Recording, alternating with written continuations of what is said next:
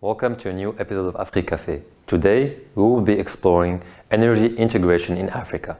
But before, let's just have a quick recap of the current situation. In a continent as diverse as Africa, where nations vary in resources and energy needs, energy integration has become a crucial focus. The African continent has several regional power pools, or interconnection projects, aimed at integrating electricity markets and improving energy access. Notable examples include the West African Power Pool, the Southern African Power Pool, and the East African Power Pool. Many African countries have been investing in renewable energy sources, hydropower projects, and working to develop rural electrification and cross-border transmission lines. However, challenges remain, such as financing constraints, political and regulatory hurdles, inadequate infrastructure, and issues related to governance. Dr. Imad Ahmed, you're a climate advisor at the Tony Blair Institute for Global Change. You're an honorary research associate at UCL, and you've also authored a book on energy insecurity in Zambia. Thank you for being with us. Thank you very much for having me, Hamza. It's a pleasure to be here. So just to start off, to understand a bit the topic of energy integration in Africa, what is the current status of energy integration efforts in Africa, and what are the main goals of regional cooperation in the energy sector on the continent? Thanks for that question, Hamza. Let's start with the main goals of regional cooperation in the energy sector by talking about the benefits we get from power trading, especially in Africa. First of all, you increase efficiency of resources. This leads to reduced waste. Which is good for the planet, and it also reduces expenses. So my colleagues at the Tony Blair Institute have found that power trade could save $30 billion per year in West Africa alone, and save East Africa $6 billion. Secondly, you become more resilient to the vagaries of weather patterns, and thirdly, you can make the most of Africa's renewable energy resources and minimize the use of fossil fuels. So with droughts increasing in intensity and frequency, hydropower isn't the dependable source of energy that it once was. And we've seen this, for example, with extensive power outages in Zambia as a result of the country's high dependence on hydropower. And Ethiopia has had similar issues. And so it's fair to say that other than geothermal, most of Africa's low emissions renewables are intermittent or intermittent to some degree, which means that they cannot be reliably depended upon to generate electricity when it's needed. So that's with long duration battery storage as immature as it is right now, and it being as costly and resource intensive as it now, there aren't enough minerals to meet global energy demand for batteries without resorting to ocean scraping. It's important that we have grid connectivity across Africa. Another reason why it's important is because solar irradiation only happens when the sun is out, right? The more east and west spread you have of solar panels, the more daylight hours we have. And finally, we get wind when there is wind. The more geographic spread we have, the more likely we're going to have variance in weather and climate patterns, and we'll have some energy generated from wind somewhere. Now onto the aspect of your question asking about the status of energy integration efforts in Africa. So we have three active power pools, the Southern African Power Pool, we have the Western African Power Pool, and we have the Eastern African Power Pool. In the Southern African Power Pool, we have the most energy traded. We have 8.2 terawatt hours of energy traded every year, with 2 of those terawatt hours traded on the day-ahead market. And that's power exchanged between 17 power utilities across 12 countries. In West Africa, the main traders are Mali, Senegal, Mauritania, Burkina Faso, Ghana, Cote d'Ivoire, Togo, Benin, Niger, and Nigeria. Burkina Faso and Niger import almost 60% of their energy consumed. And then in Eastern Africa, you have the Eastern African Power Pool, and you have 2.8 terawatt hours of energy exchanged mainly between Ethiopia, Djibouti, Sudan. And then you also have, and also now Ethiopia is starting to sell to Kenya. You've also got two large hydropower projects, which are shared between the DRC, Rwanda, and Burundi, and Rwanda, Burundi, and Tanzania. So, in terms of obstacles and challenges, these are clearly, there are clearly projects running.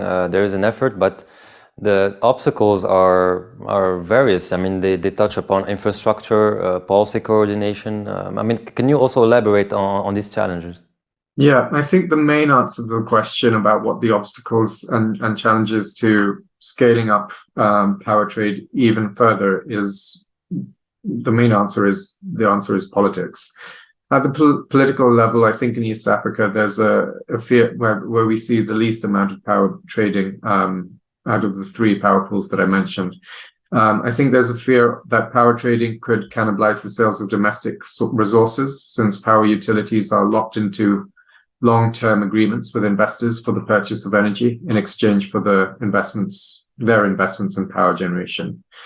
More generally, there are issues of trust. Can you trust your neighbors to pay you and pay you on time, especially when their governments are in the middle of fiscal crises and their power utilities are not charging cost recovery tariffs, say, about 10 cents per kilowatt hour to their end customers. And number two, can you trust your neighbors to deliver your power when you need it? So even if there aren't any prospects of hostility between two countries, what happens if they face drought and suddenly they have power shortages because they've been so dependent on hydropower, and they have their own domestic power shortages? So beyond the political, there are other challenges as well associated with the development of infrastructure that connects the grids of national power utilities, and it can be difficult to unpack the root causes of the problems, whether it's high-level political reluctance to finish work on interconnecting transmission infrastructure that is holding up the power utility from solving problems that arise, whether it's a development finance institution driving the premature contracting of the infrastructure before the government has finished negotiating land access rights with communities whose land the transmission infrastructure would go over, whether it's intractable land use rights problems, whether the utility doesn't know how to assess and procure credible contractors who will remain solvent, and whether the contractor becomes insolvent because of the delays in acquiring the right of way over land that should have been procured before they were contracted to start work, and as a result, they've made investments for which they haven't been paid. So they're all interlocking issues, but I think at the head level, you come back to the political. So the political is not just maybe on the scale of Africa, but also at the international level, especially on issues such as climate change. I mean, Africa right now is trying to navigate a very controversial debate on the necessity to scale up renewable energy, but also taking into consideration the role of fossil fuels in energy integration, especially in terms of when you consider factors such as economic development and energy access. So how can Africa navigate this debate? Okay, I'm really glad that you've asked this question. Let's talk about a few things. Let's start off with hydropower. In the right conditions, and when I say right conditions, I mean in the wrong conditions, with the underlying vegetation, temperature, surface area, variation in water depth, hydropower can have a very high global warming impact. So it's not necessarily the low emission source of power that people everywhere in the world assume that it's going to be. Secondly, it's not very climate resilient. As droughts increase due to climate change, it's unable to deliver when it once was able to deliver. But of course, hydropower remains an important source of power. It's flexible. It drives renewable integration, especially when paired with solar and wind. So when you have a hydropower plant such as the Kufui hydropower dam, it is low emissions. It does produce a lot of power, and at the most simple level, hydropower can provide power when solar and wind are unavailable, and solar and wind can reduce the pressure on hydropower during dry seasons. Something that's missing in Africa is pumped storage. So when lower cost with lower cost renewables, there are opportunities to harness power to charge natural batteries so that power is ready when needed. And by natural batteries, I mean pumping back to the reservoir for the hydropower. Second, as I said, intercontinental trade will be key to making the most of Africa's renewable energy resources. To increase intercontinental trade, you need utilities to really start charging their customers cost recovery tariffs. And there are other reasons why we should do this as well. Number two, it's more egalitarian. So those who are lucky enough to have electricity access are actually paying for the full extent. There are 600 million Africans who do not have electricity access. Why should those with electricity access be subsidized? That's not something that's fair. And third, it'll make businesses and householders happier if they have more reliable energy. My research in Zambia has shown that businesses and householders would both be willing to pay a cost recovery tariff to avoid the business costs and mental costs that power outages affect them with.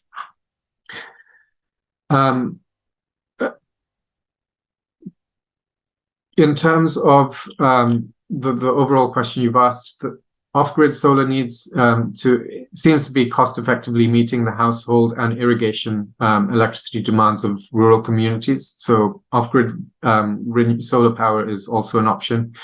And then to the extent that, as I mentioned, to the extent that pairing hydropower with solar and wind to recharge reservoirs and intercontinental power trade doesn't meet Africa's energy needs, it's okay for Africa to develop and consume its gas resources, so long as it's supported by donors to minimize methane leakages. Methane is a very problematic gas, greenhouse gas. It's been highlighted at, for example, COP26 by John Kerry, who came up with the Global Methane Pact. But as the head of the International Energy Agency reminds us, what Africa does or does not do with its gas is not going to make the list of top 500 priorities for the world to achieve net zero by 2050.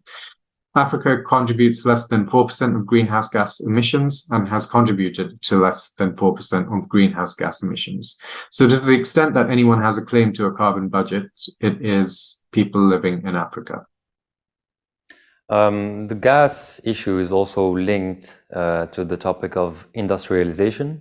I know you've touched upon it, but what should be the continent's priority in terms of economic development, especially when you link industrialization and energy integration?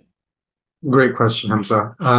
So I'd say that we've covered a portion of this in my earlier response, but it's important to note that industrialization, and in particular manufacturing, has been the only proven path to economic development for any country that isn't a tax haven. So it's important for the global north to be supportive of Africa's industrialization. Donor organizations should help Africa's manufacturing sectors adopt the latest technologies to minimize emissions as they grow.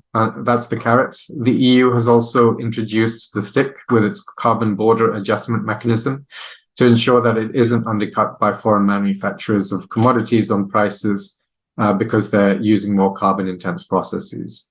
And let's not lose sight of why we are keen on promoting Africa's green economic growth. It's to achieve prosperity. Prosperity means happier and healthier lives, and that's the real aim that we're striving for.